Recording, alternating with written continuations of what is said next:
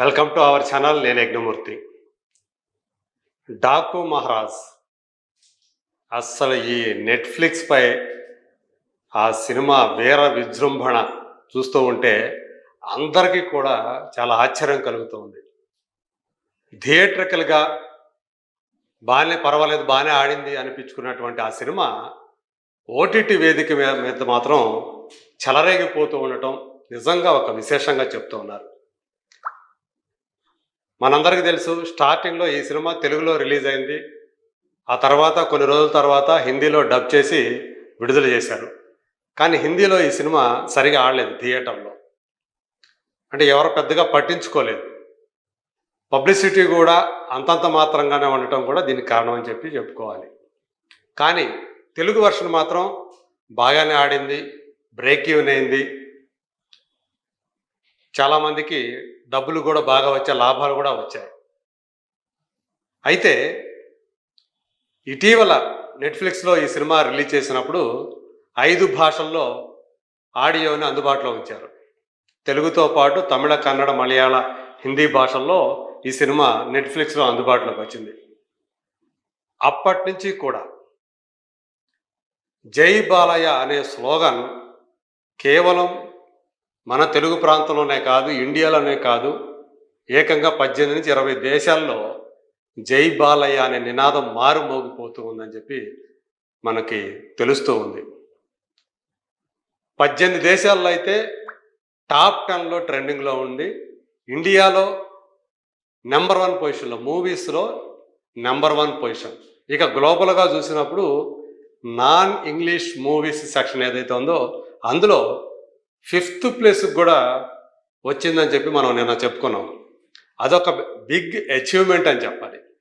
ఇక ఒక వారం రోజులు పూర్తయ్యే సమయానికి డాకు మహారాజ్ నెట్ఫ్లిక్స్లో సలార్ను సైతం అవుట్ పర్ఫామ్ చేసింది. అంటే దాన్ని దాటేసింది వ్యూయర్షిప్ పరంగా.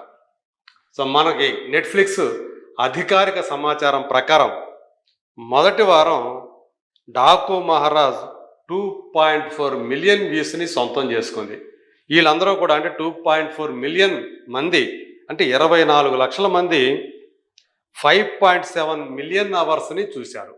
అంటే 57 లక్షల గంటలు ఈ సినిమాని వాచ్ చేశారు.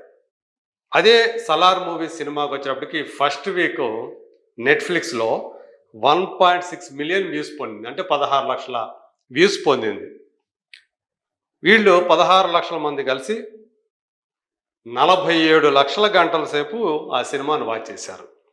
అంటే సలార్ 47 లక్షల గంటల సేపు వాచ్ చేస్తే డాకు మహారాజ్ని 57 లక్షల గంటల సేపు వాచ్ చేశారు. అంటే అలాగే 16 లక్షల మంది సలార్ను చూస్తే ఫస్ట్ వీక్లో 24 లక్షల మంది డాకు మహారాజ్ని చూశారు. ఇది నిజంగానే ఒక గొప్ప విషయం అని చెప్పాలి. అంటే డాకు మహారాజ్ సినిమా ఓటీటీకి వచ్చిన తర్వాత దాని మీద ప్రజల యొక్క ఆదరణ మరింతగా పెరుగుతూ వస్తూ ఉందని చెప్పాలి. నందమూరి బాలకృష్ణ సీనియర్ టాప్ హీరోలో ఇప్పుడు తనకంటూ నెట్ఫ్లిక్స్లో ఒక ముద్ర వేశాడు. ఇప్పటి వరకు కూడా మరి ఏ ఇతర సీనియర్ టాప్ హీరో తెలుగుకి సంబంధించి ఆయన సమకాలీన సీనియర్ స్టార్స్ ఎవరైతే ఉన్నారో వాళ్ళెవరికి కూడా నెట్ఫ్లిక్స్ మీద ఇలాంటి ఫీట్ ఇంతవరకు సాధించలేదు. నిజానికి ఇలాంటి ఫీటు హిందీ అంటే బాలీవుడ్ స్టార్లు సాధిస్తారు. ఇప్పుడు ఆ బాలీవుడ్ స్టార్స్ రేంజ్లో నందమూరి బాలకృష్ణ డాకు మహారాజ్ వ్యూస్ పొందటం, ఎక్కువసేపు వాచ్ చేయటం అనేది నిజంగా పెద్ద విశేషం అని చెప్పేసి సినిమా విశ్లేషకులందరూ కూడా చెప్తూ ఉన్నారు. యాక్చువల్గా అంటే కంటెంట్ ఒకటి, ఆ సినిమా ఇంత బాగా ఆదరణ పొందడానికి డాకు మహారాజ్ కంటెంట్ ఏదైతే ఉందో ప్రజలకు ఉపయోగపడే ఒక మంచి చక్కని సందేశం ఇచ్చేటువంటి కంటెంట్, అది కూడా చాలా జనాల్ని మెప్పించే రీతిలో ఒక డాక్యుమెంటరీ తరహాలో కాకుండా కమర్షియల్ వేలో డైరెక్టర్ బాబీ కొల్లి ఆ సినిమాలో ఆ చూపించిన విధానం ఏదైతే ఉందో అది అందరినీ కూడా ఆకట్టుకుంటూ ఉందని మనకి ఈ వ్యూస్ బట్టి తెలుస్తూ ఉంది. పొరుగు దేశాలైనటువంటి పాకిస్తాన్, బంగ్లాదేశ్లో కూడా ఈ సినిమాని బాగా చూస్తూ ఉన్నారు. సరే, ఇంత సలార్ కంటే డాకు మహారాజ్ ఎందుకు ఇంత ఎక్కువ వ్యూస్ సాధిస్తూ ఉంది ఫస్ట్ వీక్లో అంటే దీనికి ఒక రీజన్ కూడా చెప్తూ ఉన్నారు. యాక్చువల్గా సలార్ వచ్చి హిందీ వర్షన్ హాట్‌స్టార్‌లో అది వచ్చి ఉంది. సో మిగతా లాంగ్వేజ్ల్లో, రీజనల్ లాంగ్వేజ్లో ఏమో నెట్‌ఫ్లిక్స్‌లో రిలీజ్ అయింది. దీనివల్ల అది కొంచెం స్ప్లిట్ అవటం ఈ సినిమాకి, డాకు మహారాజ్కి కలిసి వచ్చింది అని చెప్పి చెప్తున్నారు. ఏదేమైనప్పటికీ కూడా నెట్‌ఫ్లిక్స్ ర్యాంకింగ్లో సలార్ని మించి డాకు మహారాజ్ టాప్లో నిలవడం అనేది ఇప్పుడు నిజంగా టాక్ ఆఫ్ ది టౌన్గా మారిందని చెప్పాలి. ఈవెన్ ఇండస్ట్రీ వర్గాలు కూడా సో దీన్ని చాలా ఆశ్చర్యపోతున్నారని చెప్పేసి చెప్తూ ఉన్నారు. డాకు మహారాజ్గా నందమూరి బాలకృష్ణ ఆ పాత్రలో చూపించినటువంటి విశ్వరూప నటన ఏదైతే ఉందో అది జనాలు బాగా ఆకట్టుకుంటూ ఉంది అని మనకి ఇదివరకే థియేటర్లో వచ్చినప్పుడే చూసాం. ఇప్పుడు ఇంటిల్లిపాది కూడా ఇళ్లలో మన ఇళ్లలోకి సినిమా వచ్చేసింది. ఇప్పుడు ఇంటిల్లిపాది కూడా ఆ సినిమాను చూసి ఎంజాయ్ చేస్తూ ఉన్నారు. ప్రధానంగా శ్రద్ధా శ్రీనాథ్ అలాగే నందమూరి బాలకృష్ణ ఆ రెండు పాత్రల మధ్య ఉన్నటువంటి అనుబంధం, శ్రద్ధా శ్రీనాథ్ కూతురి పాత్ర ఎవరైతే ఉన్నారో పాప చేసిందో ఆ పాపతోటి బాలకృష్ణ అనుబంధం ఏదైతే ఉందో అది చాలా బాగా వర్కౌట్ అవుతుందని చెప్పేసి మనకు తెలుస్తూ ఉంది.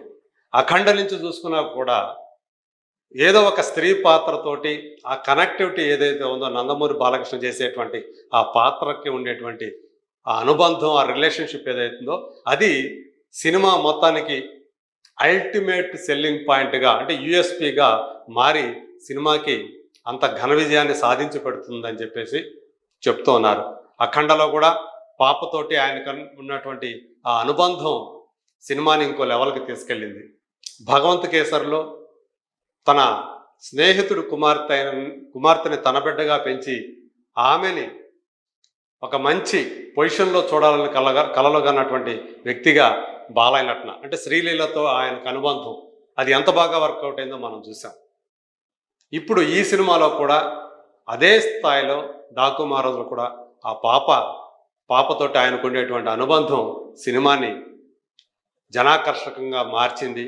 సో ఆ పాత్రలో ఆయన ప్రదర్శించినటువంటి హావభావాలు కానీ, ఆయన చెప్పినటువంటి సంభాషణలు కానీ, ఎమోషనల్ సీన్స్లో అలాగే యాక్షన్ సన్నివేశాల్లో ఆయన ప్రదర్శించిన అభినయం కానీ డాకు మహారాజుని ఇవాళ ఓటీటీ వేదికగా కూడా టాప్లో నిలబెడుతున్నాయని చెప్పేసి చెప్పాలి. సో ప్రస్తుతానికి 10 దేశాల్లో అంటే మొదట్లో 18 దేశాల్లో ట్రెండింగ్లో ఉన్న సినిమా ఇప్పుడు 10 దేశాల్లో ట్రెండింగ్లోకి వచ్చింది. ఇప్పటికీ కూడా ఇండియాలో టాప్లోనే ఉండటం అనేది డాకు మహారాజ్ సాధించినటువంటి అద్వితీయ విజయానికి నిదర్శనంగా విశ్లేషకులు చెప్తూ ఉన్నారు. నిజంగా సలార్ని సైతం దాటేసి వ్యూస్ పరంగా కానీ అలాగే ఎన్ని డ్యూరేషన్ పరంగా కానీ ఎన్ని గంటలు వాచ్ చేశారనే పరంగా కానీ దానికంటే పైచేయి సాధించడం అనేది సో నిజంగా ఒక విశేషం. దీంతో బాలయ్య అభిమానులు, నందమూరి వంశాభిమానులు అందరూ కూడా సోషల్ మీడియాలో తమ ఆనందాన్ని వ్యక్తం చేస్తున్నారు.